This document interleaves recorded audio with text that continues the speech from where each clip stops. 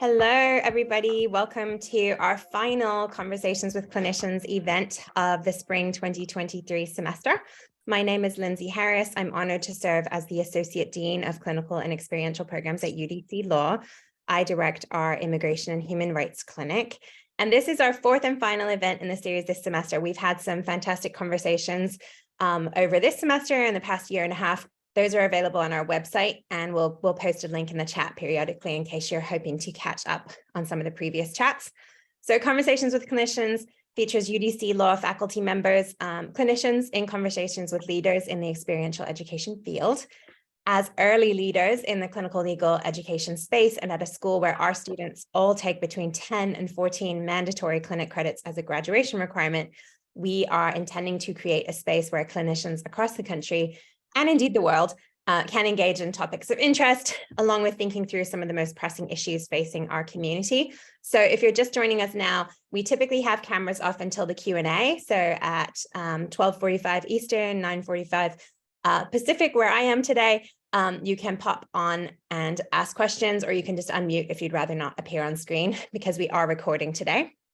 So today, I am thrilled to have my colleague, Professor Jerome Hughes, who directs our Community Development Law Clinic, in conversation with both Renee Hatcher and Carmen Huertas-Noble. I will introduce our speakers and then hand it over to Professor Hughes, and I will start with him. So Professor Jerome Hughes is an assistant professor of law, and he directs our Community Development Law Clinic. The clinic focuses on representation of cooperatives, nonprofit organizations, and urban entrepreneurs. Because DC has a Tenant Opportunity to Purchase Act that actually provides tenants a right of first refusal on the purchase of multifamily housing. So clinic students are able to support clients with a really broad range of transactional legal services for housing cooperatives, including entity formation, debt financing, renovation and construction contracting, property management, and board and shareholder governance. So Professor Hughes focuses his research on the role of enterprise law, including federal tax law, in structuring cooperatives, employee ownership, and social enterprise, and in addressing inequality and poverty. His recently submitted piece is titled Envisioning IRC 501c3 Social Impact Cooperatives Addressing Poverty and Inequality. And in that piece, he analyzes the possibility of extending recognition under Section 501c3 of the Internal Revenue Code to co-ops consisting of primary low-income and disadvantaged populations in order to achieve the exempt purpose of addressing poverty. So in addition, Professor Hughes and the CDLC, our Community Development Law Clinic, have been working with stakeholders on federal tax law policies that would provide tax benefits for tenants to create limited equity housing cooperatives. So Professor Hughes today is joined first by Professor Renee Hatcher, who is a solidarity economy lawyer. She's an assistant professor of law and the director of the Community Enterprise and Solidarity Economy Law Clinic at UIC Law Chicago. That is a legal clinic that provides free legal support to grassroots organizations, co-ops, and other solidarity economy enterprises. Committed to advancing the Black freedom movement through her work with co-ops and communities, she is a member of the leadership team for the Black Abolitionist Solidarity Economy Base Fellowship and a member of the Law for Black Lives Movement Lawyering Squad. She serves as a board member for the New Economy Coalition and the Detroit Justice Center, and is a member of the City of Chicago's Community Wealth Building Initiative. She is the co-director, too, of the newly minted Solidarity Economy Law and Policy Initiative at the UIC Center of Urban Economic Development. Amazing. Thank you for joining us, Professor Hatcher. We are also joined today by Professor Carmen Huertas-Noble of CUNY Law. She is a tenured professor of law and a senior associate dean for clinical programs at CUNY Law. She's the founding director of the Community and Economic Development Clinic, and she earned her JD from Fordham, where she was a Stein Scholar in Public Interest Law and Ethics. She and her clinic have played a leading role in providing transactional legal and policy support to some of the most innovative and grassroots organizations creating and supporting worker-owned co-ops, including co-founding and incorporating One Worker, One Vote, a movement-building nonprofit, the American Sustainable Business Council's Ownership for All campaign, the Coalition to Transform Interfaith Green Worker Cooperatives, and the New York City Worker-Owned Cooperative Network. In addition, the clinic was instrumental in securing financial investment from the New York City Council in 2015 for the Worker Cooperative Budget Initiative that developed a citywide ecosystem to grow and support the worker cooperative movement and has grown substantially since 2015. NYC's investment in the initiative represents the largest formal US city investment in worker cooperatives in North America. Pretty amazing. In its effort to continue to strengthen the cooperative ecosystem, the clinic has also partnered with Mondragon's North American delegate to develop the legal framework for the union co-op hybrid model and to launch a community college certificate program on the solidarity economy and cooperative enterprise. In 2020, that Dean Huertas-Noble was inducted into the Cooperative Hall of Fame, the community's highest honor, awarded to visionary leaders who inspire and impact alternative ownership models, including worker-owned co-ops and community land trusts. Her research is internationally and nationally recognized, and it focuses on promoting worker-owned cooperatives. Her scholarship emphasizes the role of the lawyer in creating meaningful client participatory decision-making processes as part of the lawyer's counseling process and in support of client-centered lawyering on the behalf of cooperatives. So we really have a star-studded lineup for this conversation today. I'm so grateful to you all for spending this time with us at UDC Law. And without further ado, I will hand it over to Professor Hughes, and I will hop on at the end to help facilitate questions and wrap things up. So thank you all. Definitely. Thanks, Lindsay. Thanks, Lindsay, particularly for organizing and sponsoring these clinical conversations. They've been really educational for me. And so, we like to continue with that work. And so, today we have two wonderful scholars with us, scholars, professors, practitioners. We have Carmen and we have Renee, and given Lindsay's sort of extensive introduction, I think we can sort of jump right into this conversation. And so we'd like to have this conversation foremost around clinical practice, particularly starting with, our journeys into clinical practice. But then we also want to talk about sort of as a second stream of things around cooperatives as a specific form of sort of transactional and community development lawyering. And then as part of that, we also want to have a conversation just around, like, what does it mean to sort of build the field and build strategy from sort of the clinical context around cooperatives. And so with that, I'd just like to, sort of pose the initial question. I would like to start with Carmen. Could you talk about your journey into clinical teaching and your work? How did you get involved with cooperatives? Yes, thank you, Jerome. And I want to thank you and Professor Harris for having the series. I've enjoyed it so far, and I'm glad I'm able to participate today. So in terms of my journey, it really started at Fordham while I was a student and was exposed to worker cooperative concepts and structures. And then I was an attorney at the Urban Justice Center in its community and development project. And I had the opportunity to also adjunct at Fordham. And then when CUNY was looking to start a community and economic development clinic, I was so thrilled because I was like, okay, here's something that really kind of weds both of my passions. So I was really fortunate to be able to be the founder of the CED clinic at CUNY Law, and really under the mentorship of folks like Brian Glick and Sue Bryant, Burl Blaustone, Susan Jones, Alicia Alvarez, Susan Bennett. Really, I think it's always important to give credit to those who have come before us and kind of paved the way for us. So that's really been my path. And in terms of my path into working with co-ops, that really started at the Urban Justice Center, where I was working with Rock New York, which we also helped become national and create Rock United to create Colors, the first worker-owned cooperative in New York. And that really was a spark, a resurgence of energy around creating worker co-ops in New York. And also kind of led to our work that you mentioned, or I think it might have been Professor Harris that mentioned the Worker Cooperative Business Development Initiative. And I may be going off of the questions that we that we had talked about in advance, so you could tell me to stop. But for me, the importance of the work is really in twofold. Like the nonprofit piece for me is about service and meeting people's needs immediately because the needs are dire.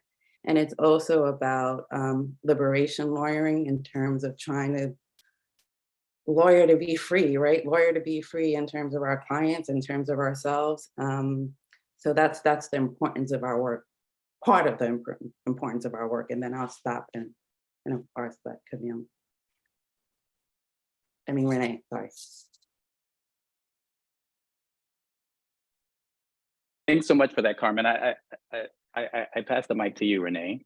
Well, yeah, thanks again for this conversation and the series that you all are having. And, you know, I really appreciate the opportunity just to be in conversation with you, Jerome, as well as Carmen, especially in talking about co-ops and our practice and a number of these questions. So, you know, I think about my own journey into clinical teaching really as more or less an accident. I started my legal career at the Chicago Lawyers Committee for Civil Rights. And after working in a few of the other departments, you know, related to fair housing and employment discrimination or prisoners' rights, I was working with the community development law practice that used to be called the Law Project. And after doing that for a while, what that work looked like was really working with more traditional, solely owned, you know, often Black owned or brown owned businesses here in Chicago, as well as nonprofit organizations, sometimes directly doing the legal work, sometimes co-counseling with pro bono counsel. I pitched a project to the director to do that work, but I think in a different approach. And really it was me trying to figure out, what can lawyers do? What can lawyers do really to address the way in which economic development distributes benefits and burdens based off of race and class and how that actually gets captured in a city spatially.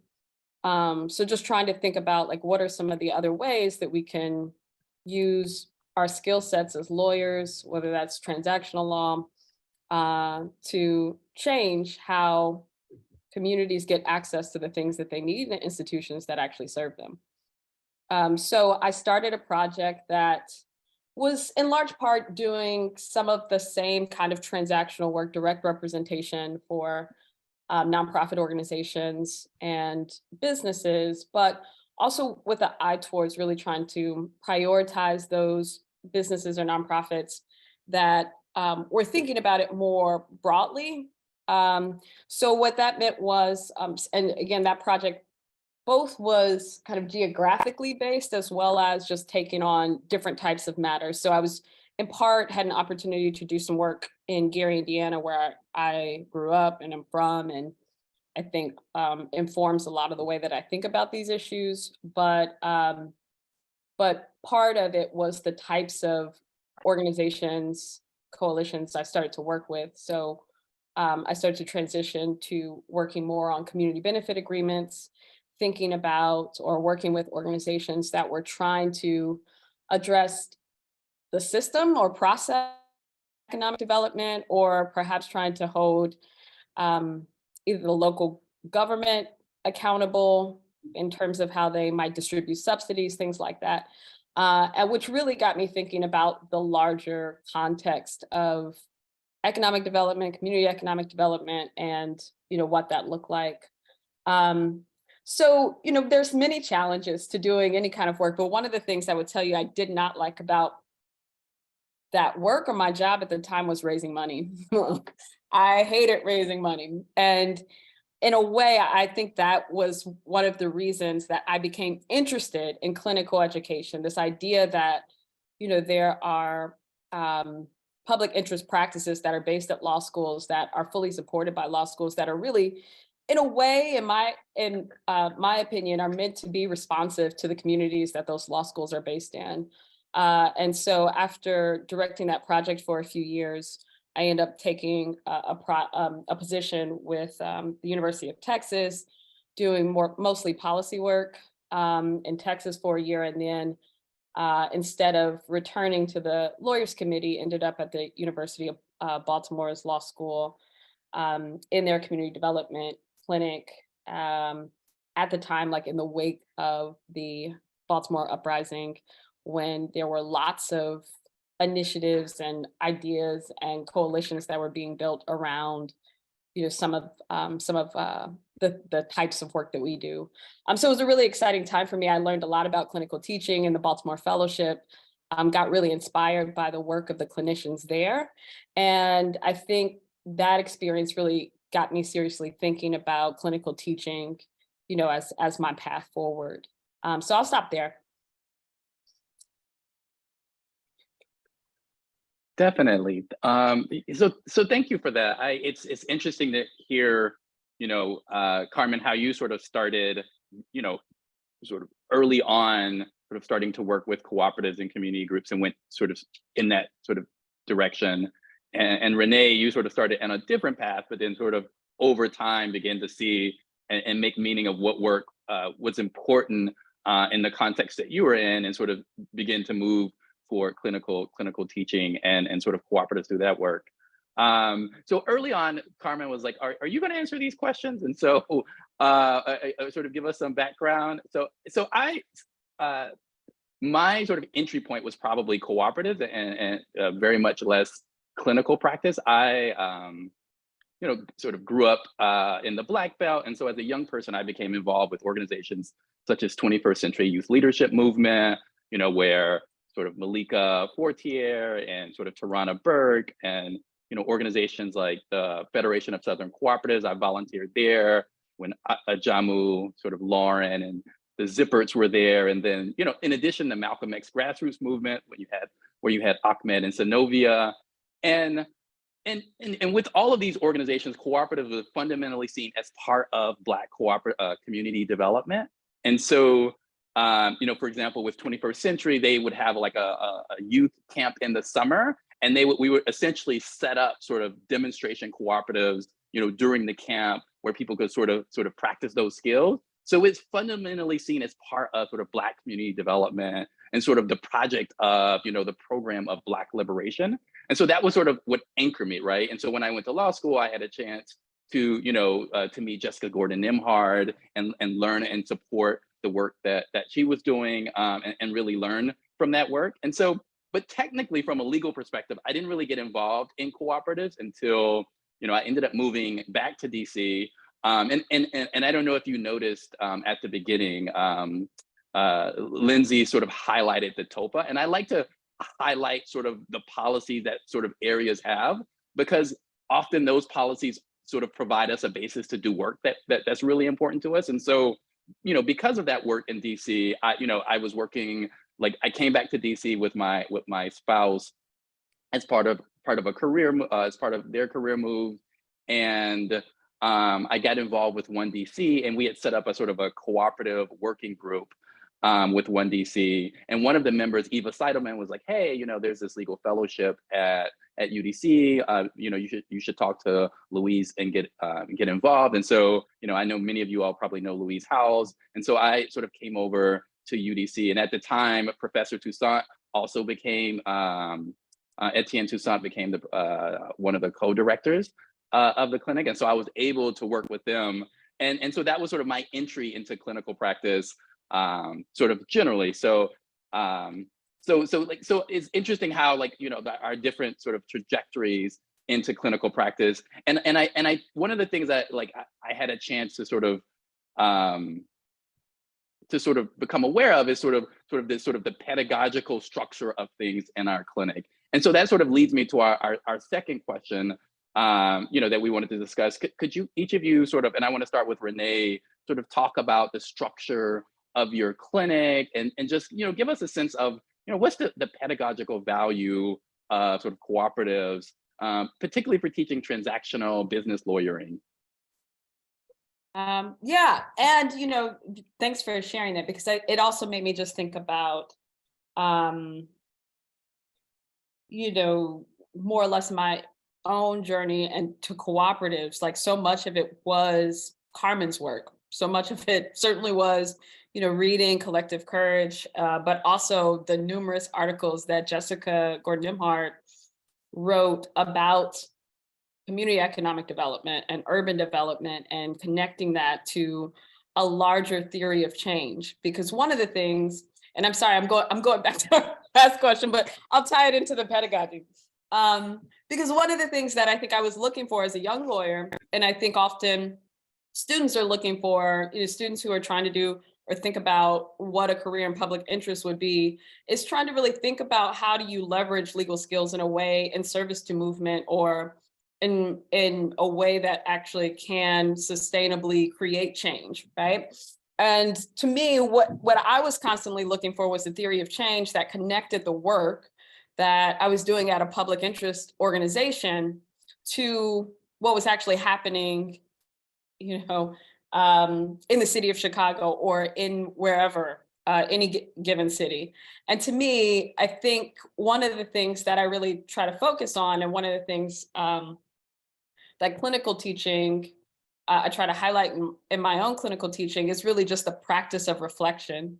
And so it was really in terms of co-ops and in terms of an approach or trying to really develop a theory of change connected to not only practice, but eventually clinical teaching, is kind of what led me to focus in on cooperatives, but more broadly solidarity economy as a way in which to think about lawyering or movement building on a very kind of local level. So in terms of what kind of space that opens up, just in terms of pedagogy, the current clinic that I direct, previous to kind of rebranding it and changing the focus, it was more of a traditional business law clinic working with, small businesses in Chicago.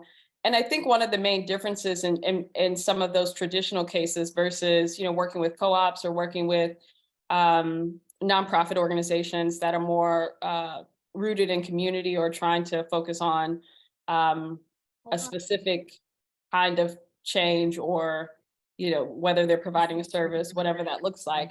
I think one of the main differences is that it provides a more complex legal matter in many ways. It's not just that in a cooperative there's going to be perhaps more business owner or members, but it's also that they're thinking about governance and decision in a completely different way that is going to force the students to really be responsive to the type of organization or institution that the client wants to build. So it's I think the complexity. I think it also part of what I really love about the center is 202-737-4700. I think we need to mute someone, but the other part of it is that I think our clients, some of what I really love about our clients is that it forces the students also to contend with the client's values that aren't necessarily like the maximization of profit, right? Or something that assumptions that they might bring in about who clients would be or what would be important to them. And the clients really educating them and also providing a political grounding in whatever it is that's important to them. So I find that, those things are really, really important, and it usually exposes the students to a whole different world that they may not be engaged in, right? And not to say that that's every student, but I think for a lot of our students, clients also can kind of become an entry point into both the systems and how systems that don't necessarily work for certain communities, and almost teaching the students about how those systems function for specific communities in the city, but also, just grounds them in a completely different way that they have to contend with if they're going to effectively be the lawyer or serve the client.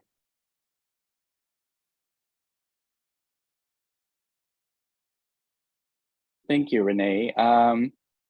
Carmen, so how do you think about this question around the structure of your clinic, but also sort of the pedagogical value of this area? I think in terms of the structure of our clinic, it's basically divided into two practice areas: economic democracy and the anti-displacement group. And at CUNY, we offer our clinics from 10 to 16 credits as well. so we have them for a significant amount of time. And I completely agree with everything that Renee mentioned in terms of why choosing cooperatives and the pedagogical value of working with cooperatives, and really don't have a lot to add except to say that, you know, it also, in doing more work around cooperatives, helped me refine my own curriculum and thinking about actually teaching things that I didn't think originally to teach about, just to be honest. Facilitation skills.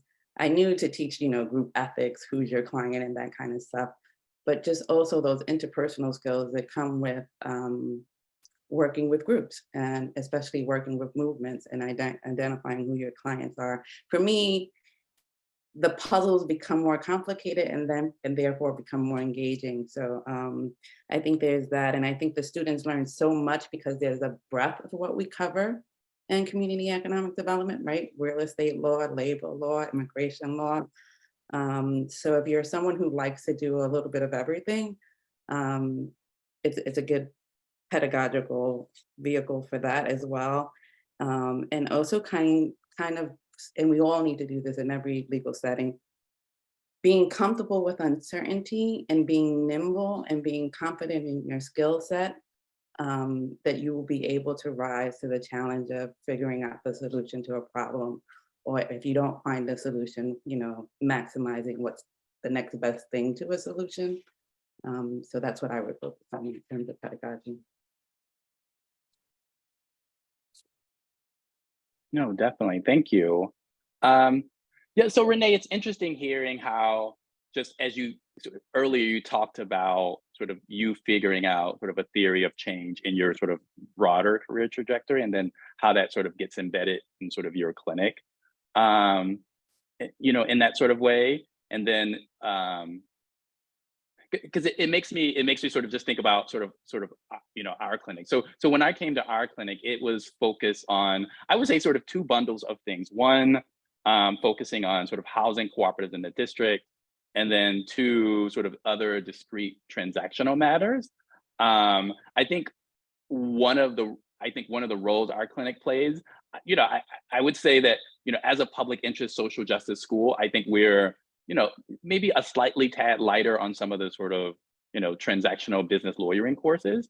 And so our clinic sort of really, you know, fulfills a gap for students who are sort of interested in that direction. But I also think that that sort of has reflected in how we've sort of shaped structured things. And so our systemic practice sort of, you know, approach is lighter, but we focus, you know, again, on housing cooperatives and sort of discrete transactional matters, which in themselves, you know, like similar, you know, to what you were saying, it's just, you know, come with a certain amount of complexity, right? Because you have this sort of community development component with housing cooperatives. You're entering people's homes and people's communities, where all of those things that you see, you know, happening in communities, from like, you know, dealing with issues of sort of violence, or dealing with issues of like, you know, people being homeless and all those sorts of things, while at the same time you have this sort of, you know, community of people who are sort of managing this real property of some amount of value. And so for our clinic, that experience really structures, like we act as outside general counsel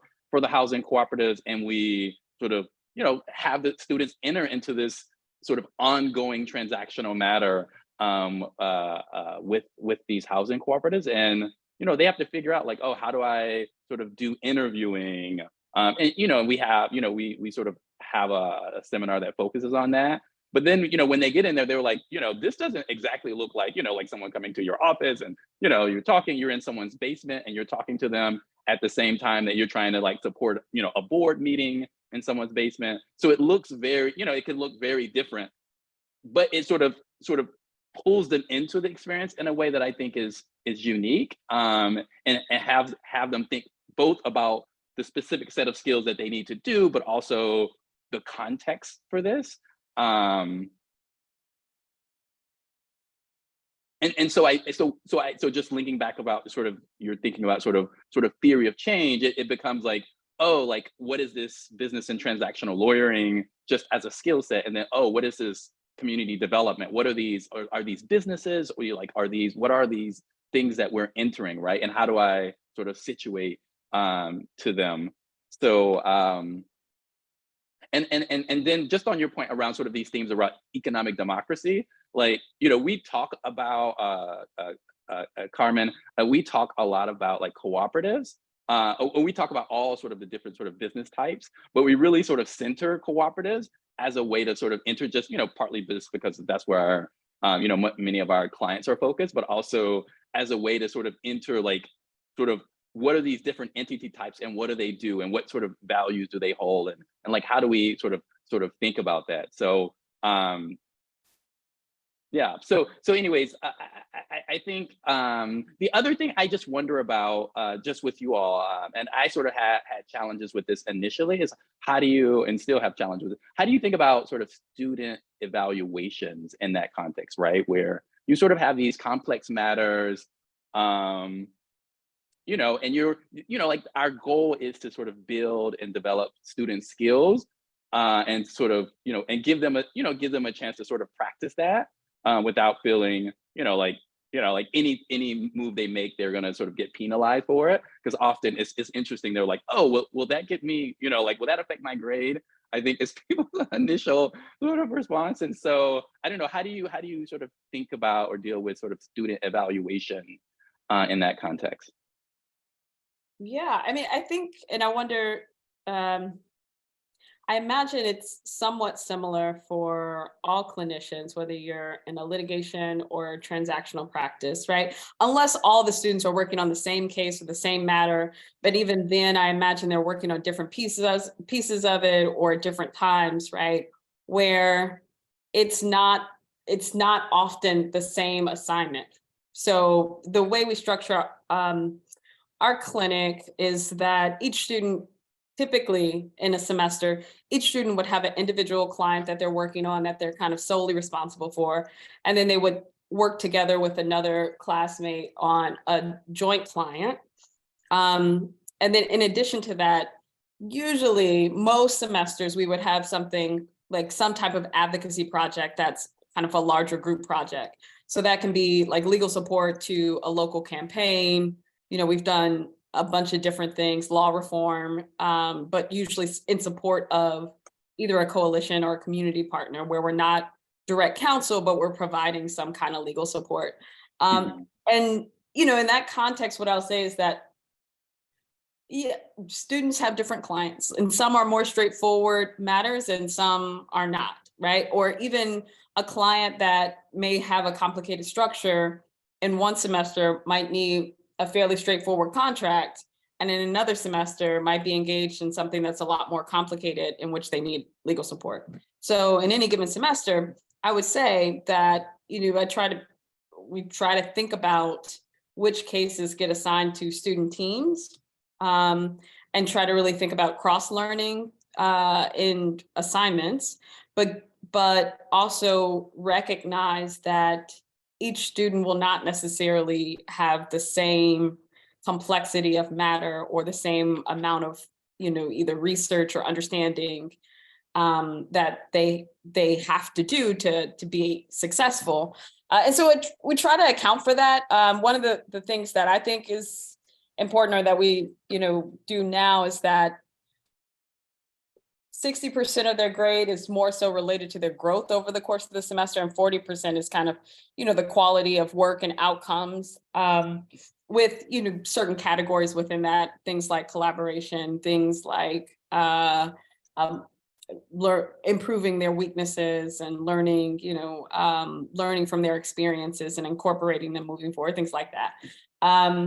So I think that it's just one of those things you try to be really cognizant of, as well as, at least to me, right, trying to recognize that students aren't going to start at the same place. Their client matters are not going to necessarily be a standard type of thing, in part because the complexity or range of the clients that we serve. And so just trying to take all of that into account in the course of grading is usually, to the best extent you can. And the grading rubric becomes, I think the primary way in trying to account for some of that, but also part of it is just, your notes from supervision and the reflection memos that the students might submit over the course of the semester. So just trying to gauge some of that. But I think that's one of the questions that students often have about clinic, like how does my grade actually happen, even if you have a clear rubric, right? Because it's just not the same as their other courses in law school where there's an exam or there's a hard and fast kind of assessment that happens. Thank you. What are you thinking, Carmen? I think I definitely agree with that. And students often ask, how are they being graded? And even before being in the role of dean, being in the classroom, it's like, okay, we grade on a progression, and also trying to reassure them that we are really here to help them succeed. So I understand why they're invested in their grade. I'm not invested in their grade, but I'm invested in their excellence, which should translate into a grade. So we're going to be constantly working together to improve, is what I share with students. And for most students, that works. And for other students, they're like, no, I want to see the formula. I want to see the rubric. And, sometimes it is compromise. And like Renee was mentioning, I was like, okay, well, I'll share my rubric, not the rubric where I have the answers that I'm looking for, but at least this is what I'm looking for. Because grading, it is important to them, right? And as educators, sometimes we can forget what feels at stake for them, because what's at stake for us is the client representation. But really also kind of explaining to them, because I've been asked to, like, no, just tell me my grade on this. And I share with them, well, then I'm looking at it from a different lens. When I'm looking at it to give you feedback, you're going to get a much more rich conversation than when I'm looking at it for evaluation purposes. And that's not to say I won't return to it for evaluation purposes, but it benefits you to hear my feedback. And as Renee was saying, incorporate feedback, which is a component of learning. And then that would increase your grade. I'm like, so our missions are aligned, our just focus is slightly off in terms of what's driving sometimes student anxiety. And I think especially during, the past couple of years, but I think it's really important to just kind of be transparent with students about what the process is and what you're looking for in terms of clinical judgment, legal reasoning, professional responsibility, and other competencies that we all focus on. Yeah, no, definitely. Thank you. It's interesting because when I first started, so Professor Etienne Toussaint and Louise Howell, they had sort of a rubric that we used when I was there as a fellow. And so, I went and sort of practiced and then came back with the clinic after sort of being away a few years. And so it was just interesting seeing how they were thinking about it and how sort of we evaluated ourselves in the context of work. And so one of the first things I did, I reached out to Renee and said, hey, Renee, do you have, could I, see your syllabus and see? And so Renee sent me the syllabus that had, I think you had worked on it with Alicia Alvarez. It was like maybe a joint syllabus or something. And, it had these sort of categories. So I sort of took those categories and took, the ones that we, had used previously, and then just did some research around some of the, like what law firms use to sort of evaluate practitioners or so forth, and sort of combined them together and came up with sort of 13 to 15 categories of things. But one of the things that I'm probably going to get in trouble with is I often tell students, like, don't worry about your grade and you're going to be fine. Just work hard, right? And improve. And like, as you all were saying, just sort of improve over the course of the semester.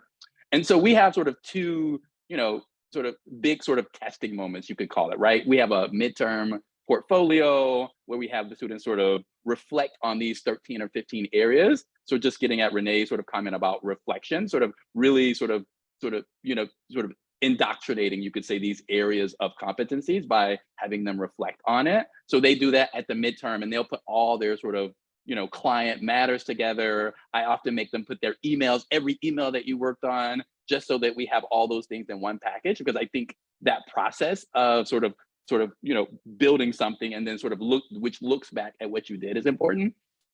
And then we do the same thing at the end of the semester. They do sort of a final portfolio,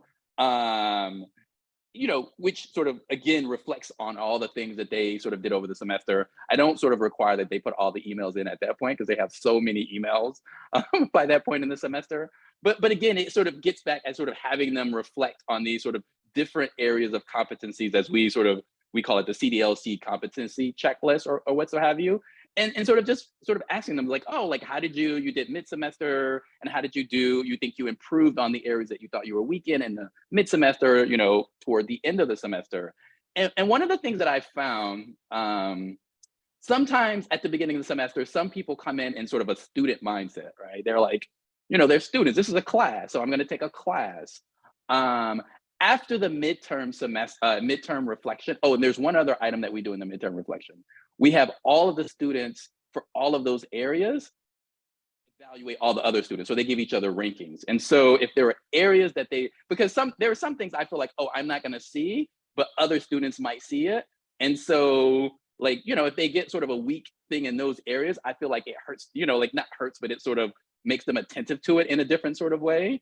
You know, and so anyways, after the mid-semester, I always have this experience that like people are running in a way that they weren't sort of at the beginning. So I don't know. So that's sort of the way we sort of bring sort of, I would call it more reflection into the clinic, and, you know, and try to just have people sort of attentive to the competency areas that we like to focus on. So so one of the questions that I sort of brought up earlier, and I just like, are there particular, you know, sort of challenges that you find sort of in the structure of this, you know, representing, you know, the type of clients that you represent in the context of clinic?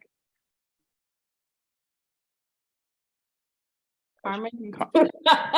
I mean, there's always challenges, right? Mm-hmm. But in terms of the clients themselves, I mean, I feel really fortunate to be able to do this work from the perspective from based at a law school, and which is very different than perhaps like doing it from a legal services organization, right? The fact that we have the ability to take on the cases that we can prioritize, and, you know, being able to set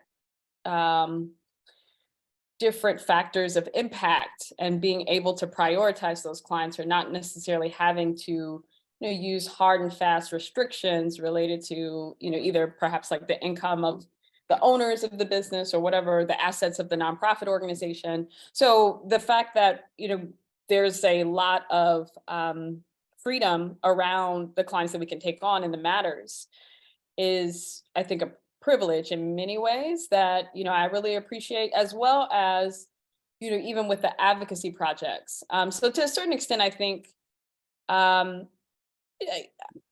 been interested in cooperatives and really like, how do we center community control and ownership and stewardship in the economic development process for a while. But even beyond that, I think one of the other reasons why we take on the clients we take on is because there's a huge gap of legal support in that area, certainly in the city of Chicago. Like, there aren't very many cooperative lawyers or folks who work with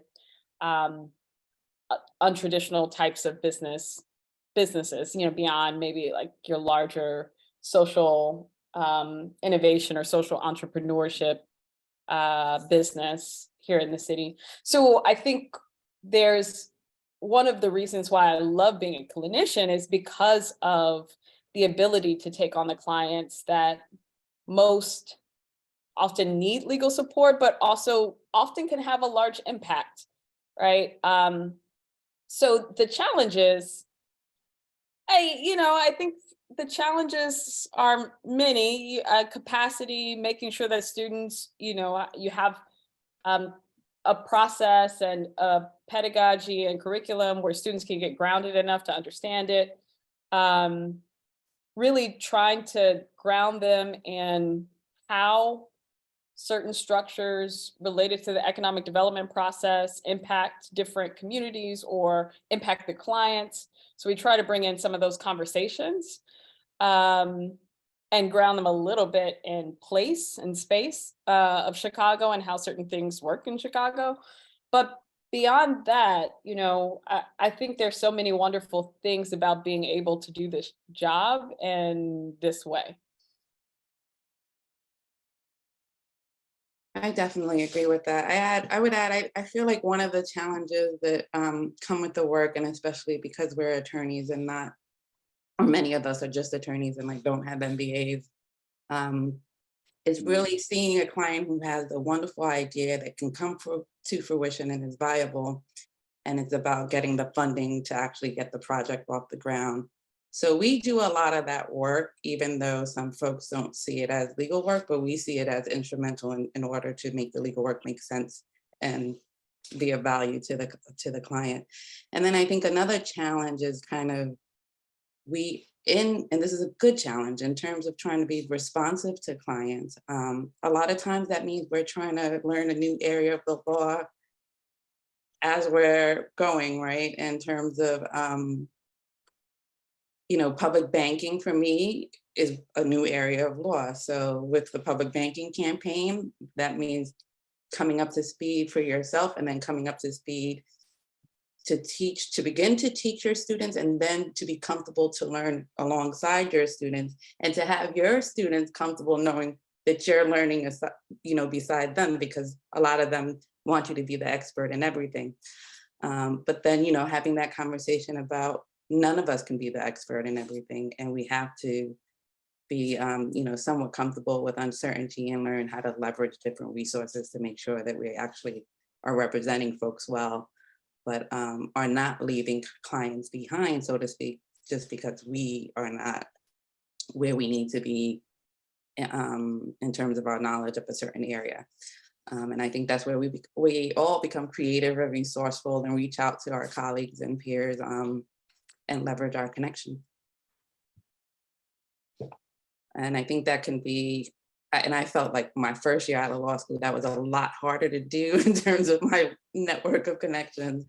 But what was surprising, and I was told this, but it still was surprising, is the amount of people that you can reach out to, especially public interest lawyers, who will make the time to talk to you about something, especially if you come with thoughtful questions. I think we're a special community in that way. No, definitely. Thank you. So I really resonate with the, like the problem of funding the client who has a wonderful idea and no funding. I think that comes up a lot with, in terms of our clients, but also just in terms of thinking about clinic resources. So just as a backstory, when I came to the clinic, as I said earlier, Louise Howells and Professor Etienne Toussaint, they were both there, and Louise knows everyone. And Etienne is smarter than what, and so it was three of us. It felt like a real, like a little small law firm, but like a really, a lot of capacity.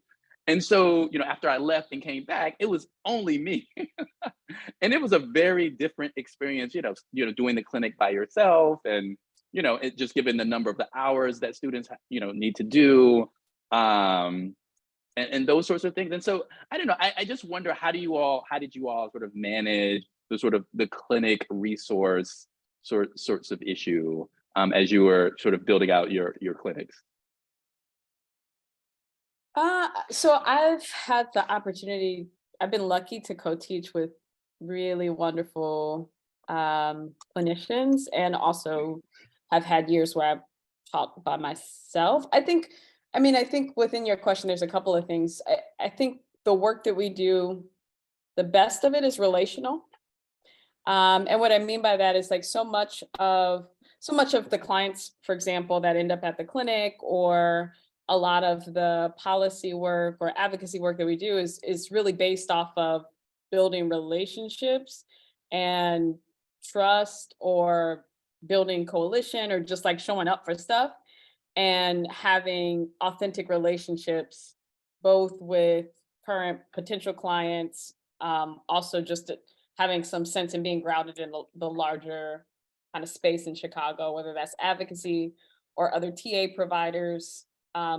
Like, all of that kind of becomes important to what becomes possible for your clients in the clinic. And I really love that about the work, but I really do think that, like, whenever you're doing this type of work, it in some way has to be relational. And usually as clinicians, like, we're the ones who are holding those relationships as our students come and go from semester to semester. And I think in terms of co-teaching, and it goes back to what you were saying before, like, and I think our whole conversation, I think the one thing I love about clinical teaching is the fact that there's a number of choices that we get to make as clinicians, and understanding and being able to do that with others has really been helpful for me, and something I enjoy just in thinking through how do we adapt, for example, this segment of the course, given what we know is going on kind of with our students right now, or what are we seeing in supervision, and having those like collaborative kind of conversations where we're making decisions about teaching points or the way forward, or even how do we approach a particular issue with the client. And while I think a lot of lawyering is, collaborative in one way or the other, I think being able to do this as clinicians gives us more space for that in a way that we can be really intentional. And then also having to teach to the students allows both just for a different level of thinking about each part of the process, because it's not just that something that maybe we have experience in and we're doing, but really trying to think through how do we transfer knowledge, how do we hold both the teaching goals and the needs of clients at the same time. So I'll stop there. I feel like I'm rambling a little bit, but I think, being able to be in relation with both other clinicians and the way in which we get to engage in community and with clients is some of at least the things that I gravitate most towards in this work.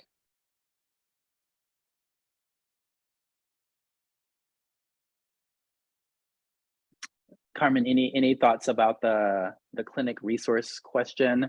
And after, just to know, after this, after your response, then we're going to open it up to the community for further discussion.